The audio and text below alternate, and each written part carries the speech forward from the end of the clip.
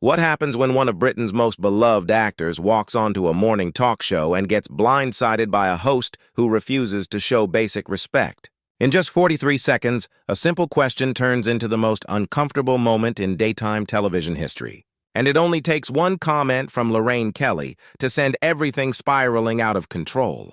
Colin FTH arrived at the studio that morning expecting a standard promotional interview.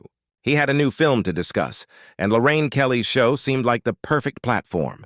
Friendly, casual, the kind of chat that audiences loved.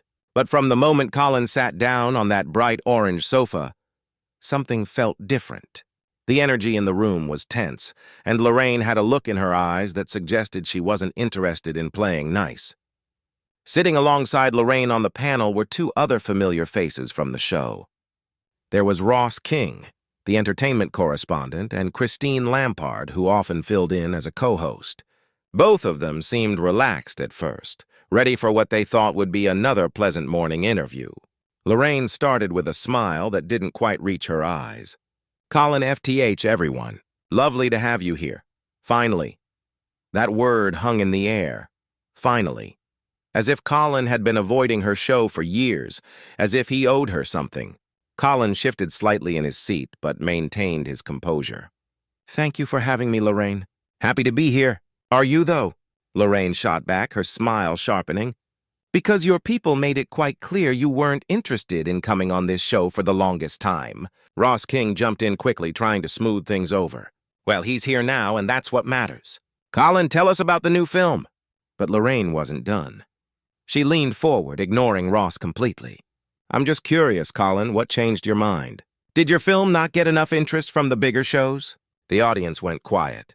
Christine Lampard's eyes widened, and she glanced nervously between Lorraine and Colin. This wasn't the warm, bubbly morning chat viewers were used to. Colin took a breath, clearly trying to maintain his professionalism. "I don't think that's entirely fair," Colin said carefully. "I've been busy with filming schedules. It's not personal." "Oh, it feels personal," Lorraine said, leaning back with her arms crossed. "When someone of your caliber consistently turns down invitations to a show that's been on air for decades, it sends a message." "Lorraine, come on," Christine interjected gently. "Let's talk about the film. Colin's here to share something exciting with the viewers." Lorraine waved her hand dismissively. "We'll get to that. I just think it's important to address the elephant in the room. You know, Colin. Some of us have built our careers on being accessible, on connecting with real people. Not everyone can afford to be so selective." Colin's jaw tightened. "I'm not sure what you're implying." "I'm not implying anything," Lorraine said, her voice taking on a sharper edge. "I'm saying it outright. There's a certain arrogance that comes with fame, wouldn't you say? A feeling that some shows are beneath you." Ross King tried again. "I think we're getting off track here. Colin's one of the most respected actors in the industry, and he's always been gracious in interviews I've seen." "That's not what I've heard," Lorraine cut in. "I've heard from quite a few people that Mr. FTH here can be rather difficult, demanding even." Colin's face flushed. "That's completely untrue. I don't know who you've been talking to, but those are baseless accusations." "Are they?" Lorraine pressed. "Because I have it on good authority that you've walked out of interviews before, that you've made unreasonable demands about questions you won't answer." "That's a lie," Colin said, his voice firm but controlled. "I have never walked out of an interview in my flock's career, and if I've declined to answer certain questions, it's because they were inappropriate or intrusive." Christine looked genuinely uncomfortable now. "Maybe we should take a quick break." "No, we're not taking a break," Lorraine snapped. "This is my show and we're having a real conversation for once. I'm tired of these celebrity interviews where we just throw softball questions and pretend everything is perfect. There's a difference between asking tough questions and being outright disrespectful," Colin replied, his patience clearly wearing thin. "And right now, you're crossing a line." Lorraine laughed. But it was cold. "Oh, I'm crossing a line. That's rich coming from someone who spent their entire career playing posh characters and looking down their nose at everyone else." The audience gasped. This had gone from uncomfortable to hostile in a matter of minutes. Ross King looked like he wanted to disappear into the sofa cushions. Christine put her hand on Lorraine's arm, trying to calm her down, but Lorraine shook her off. "You don't know anything about me," Colin said, his voice low and steady. "You've made assumptions based on gossip and your own prejudices." "Prejudices?" Lorraine's voice rose. I'll tell you what's prejudiced. It's assuming that a morning talk show isn't worthy of your time. It's treating the people who work here, who wake up at 4 in the morning to put this show on air, like we're second-ass citizens in the entertainment world. I have never ever treated anyone that way, Colin said, standing his ground.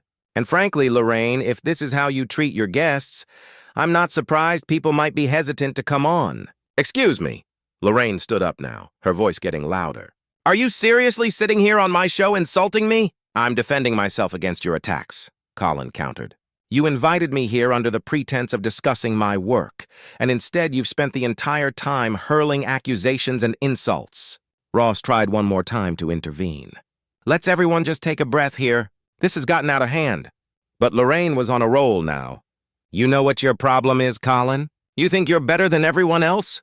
You walk around with that superior attitude, that stuffy British reserve, acting like you're royalty. And you, Colin said, his voice finally rising to match hers, seem to have a massive chip on your shoulder. I don't know what I've done to deserve this treatment, but I won't sit here and be your punching bag because you're having some sort of personal crisis. The words hit Lorraine like a slap. Her face went red, and for a moment she seemed too stunned to speak. Christine's mouth fell open. Ross looked absolutely mortified. A personal crisis? Lorraine repeated, her voice dangerously quiet now. How dare you? How dare I? Colin shot back. You've done nothing but attack me from the moment I sat down. You've questioned my character, my professionalism, spread rumors, and when I defend myself, you act like I'm the one being unreasonable. Get out, Lorraine said suddenly. Everyone froze. Christine looked at Lorraine in disbelief. Lorraine, you can't be serious. I'm absolutely serious, Lorraine said, pointing toward the exit. Get out of my studio. This interview is over. Colin stared at her for a long moment. The audience was completely silent. You could hear the camera still rolling, capturing every second of this disaster. Ross King had his head in his hands. Christine was shaking her head slowly, clearly unable to believe what was happening. With pleasure, Colin said finally. He stood up, straightened his jacket, and looked directly at Lorraine. You know, I came here today with nothing but good intentions. I was actually looking forward to this, but you've shown your true colors, and frankly, they're not very appealing. Save your speeches, Lorraine spat. Just go. But Colin wasn't finished. You talk about connecting with real people, about being accessible. But what you've done here today is show everyone watching that you're more interested in creating drama than having genuine conversations. You've embarrassed yourself. Your show and your colleagues, he gestured to Ross and Christine, both of whom looked absolutely miserable. These two have tried repeatedly to salvage this interview to bring things back on track, but you were determined to make this ugly from the start. I genuinely hope you figure out whatever it is that's making you so bitter, because this isn't the person viewers fell in love with over the years. Lorraine's hands were shaking. I said, get out, I'm going, Colin said calmly. But before I do, I want to say this to your audience. You all deserve better than this. You deserve a host who treats guests with respect, who fosters interesting conversations, not someone who ambushes people for ratings. He started to walk off the set, his microphone still attached. One of the crew members rushed forward to unhook it, but Colin waved him off. I'll bring it back. He turned back one last time to face Lorraine, who was still standing there, trembling with rage. You had a chance to have a great interview today. Colin said we could have talked about the film, about the craft of acting, about anything meaningful. Instead, you chose this. I hope it was worth it. And with that, Colin FTH walked off the Lorraine Kelly show set. The cameras kept rolling as Lorraine stood there speechless for perhaps the first time in her career. Christine had tears in her eyes, clearly devastated by what had just transpired. Ross King was staring at the floor, unable to look at anyone. The silence in the studio was deafening. Lorraine finally sat back down, but she seemed smaller somehow, deflated. She opened her mouth to speak, then closed it again. What could she possibly say? How could she explain what had just happened? To the viewers at home, Christine reached over and squeezed her hand, but Lorraine pulled away. We need to go to commercial, she said to the producers, her voice barely above a whisper. But the damage was done. In just a few short minutes, what should have been a routine celebrity interview had become a complete catastrophe, and it was all there, captured on camera for everyone to see. Ross King finally spoke up, his voice shaky. I think we all need to take a moment here." "There's nothing to take a moment about," Lorraine said. But her voice lacked conviction. She knew, everyone knew that this was bad. Really bad. The audience sat in stunned silence. Some people looked shocked. Others looked sympathetic toward Colin. A few looked angry at how Lorraine had behaved. The atmosphere in the studio had gone from tense to toxic, and there was no coming back from it.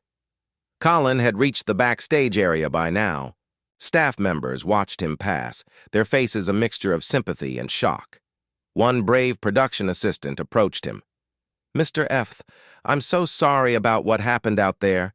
Colin gave her a kind smile despite everything. "It's not your fault. You all do wonderful work here. This isn't a reflection on any of you." His words were gracious, professional, exactly what you'd expect from someone of his caliber, which made Lorraine's behavior seem even worse in comparison. Here was a man who had just been publicly humiliated and attacked, and he was still thinking about the feelings of the crew members. Back on set, Lorraine was trying to compose herself. Christine was whispering urgently to her, probably trying to figure out what to do next. Ross King had gotten up and walked over to speak with the producers. Everyone was in crisis mode. "We're back in 30 seconds, someone called out. Lorraine straightened her posture, fixed her hair, and tried to put on her professional face. But there was a shakiness to her that hadn't been there before. The confidence, the bravado, it had all crumbled. She knew she'd made a terrible mistake, and now she had to face the cameras and try to explain it. Christine leaned in close. "What are you going to say?" "I don't know," Lorraine admitted, and for the first time, she sounded genuinely scared. The floor manager counted down. 5, 4, 3, 2. The red light came back on. Lorraine looked directly into the camera, and for a moment she said nothing. Her mouth opened, closed, opened again. She was struggling, visibly struggling to find the words. Well, she finally managed. That was certainly unexpected. It was a massive understatement, and everyone knew it. Christine tried to help. These things happen in live television, but Ross wasn't letting her off that easy. "I think we need to acknowledge that what just happened was, well, it was unprofessional on all sides." Lorraine shot him a look, but Ross continued. "Colin FTH is a respected actor, and he came here in good faith. Whatever issues there may have been behind the scenes, they shouldn't have been aired like that." "Ross," Lorraine warned. "No, I'm sorry, but I have to say this," Ross insisted. "The viewers deserve honesty. That interview went off the rails, and it wasn't Colin's fault." Lorraine's face went red again. "I think we can agree to disagree on that." "I don't think we can," Christine said quietly, surprising everyone. "Lorraine, I love you. You know I do. But what happened there? The things you said, they weren't okay." Lorraine looked between her two panelists, and for the first time she seemed to realize that she'd lost them too. They weren't backing her up. They were calling her out gently, perhaps, but still calling her out. "I was trying to have a real conversation," Lorraine said defensively. "I'm tired of these fake celebrity interviews where no one says anything meaningful. There's a difference between asking tough questions and launching personal attacks," Ross said. "And what you did crossed that line." The audience murmured in agreement. Lorraine could feel the room turning against her. This was her show, her studio, her audience, and she was losing them in real time. Meanwhile, Colin was in his dressing room packing up his things. His phone was already blowing up with calls and messages, but he ignored them all. He just wanted to get out of there with whatever dignity he had left. There was a soft knock on the door. "Come in," he called out. It was one of the makeup artists. "I just wanted to say, for what it's worth, everyone back here thinks you handled that brilliantly. We're all really sorry about how Lorraine treated you." Colin smiled sadly. "Thank you. That means a lot. She's not usually like that. The makeup artist continued. I don't know what got into her today. Neither do I, Colin admitted. I genuinely have no idea what I did to provoke that kind of response. You didn't do anything, the makeup artist said firmly. That was all on her. Back in the studio, the show was limping toward its conclusion. Lorraine had tried to move on to other segments, but the energy was completely off. The audience couldn't focus on anything else. Christine and Ross were going through the motions, but their hearts clearly weren't in it. Every few minutes, Lorraine would try to justify her actions. I just think celebrities need to be held accountable, she'd say. Or, we can't just let people waltz in here and act superior. But each time she spoke, she dug herself deeper. Christine and Ross had stopped trying to help her. The audience had gone cold. Even the crew seemed checked out, just waiting for the show to end so they could process what had happened. Colin had left the building by the time the show wrapped up. He'd slipped out a side entrance, avoiding the cameras that were surely waiting out front by now. Word had already spread about the disastrous interview. Social media was exploding. Videos of the confrontation were being shared thousands of times. And in every comment, every post, every discussion, the consensus was clear. Colin FTH had been ambushed. He'd been treated unfairly. He defended himself with grace and dignity. And Lorraine Kelly had shown a side of herself that no one wanted to see. The show finally ended. The second the cameras cut, Lorraine stood up and walked off set without saying a word to anyone. Christine sat there looking shell-shocked. Ross shook his head slowly, gathering his notes. That was the worst thing I've ever been a part of, Christine said quietly. Me too, Ross agreed. And I've been in this business a long time, the audience filed out, buzzing with conversation. Staff members clustered in groups, speaking in hushed, urgent tones. Everyone knew they just witnessed something that would be talked about for years to come. Not for good reasons. Not because it was entertaining or interesting, but because it was a complete disaster. In her dressing room, Lorraine sat alone staring at her reflection in the mirror. The makeup that had looked perfect at the start of the show was now smudged. Her eyes were red. She looked tired, defeated. Nothing like the bright, bubbly host that millions of viewers had come to love. Her phone rang. It was her producer. She didn't answer. It rang again and again. She turned it off because what could she possibly say? How could she explain what had possessed her to attack Colin FTH like that? She'd let her emotions get the better of her, let some perceived slight blow up into a full confrontation. And now everyone had seen it. Everyone knew. The confident, confrontational woman who had stood on that stage and bared a respected actor was gone now, replaced by someone who was starting to realize the magnitude of what she'd done. The mask had slipped and what was underneath wasn't pretty. Colin, meanwhile, was already halfway home. He sat in the back of a car watching the London streets pass by, and he felt oddly calm. He'd done nothing wrong. He defended himself when attacked. He'd maintained his dignity even when someone was trying to strip it away. He thought about Lorraine's accusations, her anger, her bitterness, and he felt something almost like pity. Whatever was going on with her, whatever had caused her to lash out like that, it clearly had nothing to do with him. He'd just been a convenient target. His phone buzzed with another message. This one was from his agent.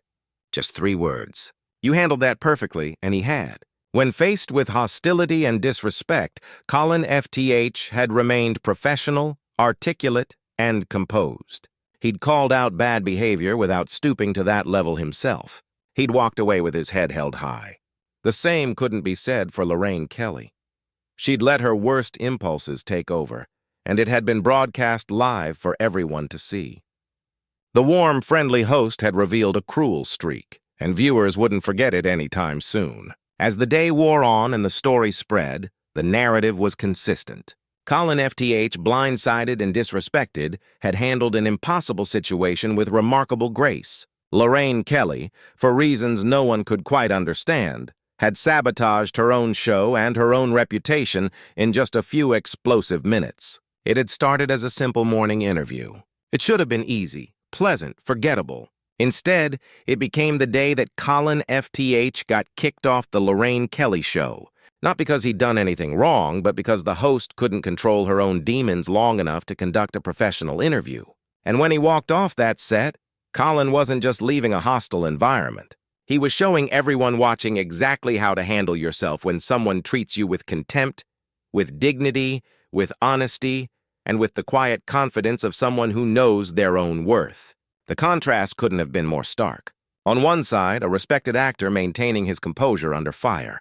On the other, a talk show host melting down on live television, attacking her guest, alienating her co-hosts, and disappointing her audience. It only took 43 seconds for that first barbed comment to land. But the fallout would last much longer, because everyone had seen what happened when Lorraine Kelly stopped being the cheerful morning host and showed who she really was beneath the surface. And Colin FTH had shown everyone who he was, too. The difference between the two couldn't have been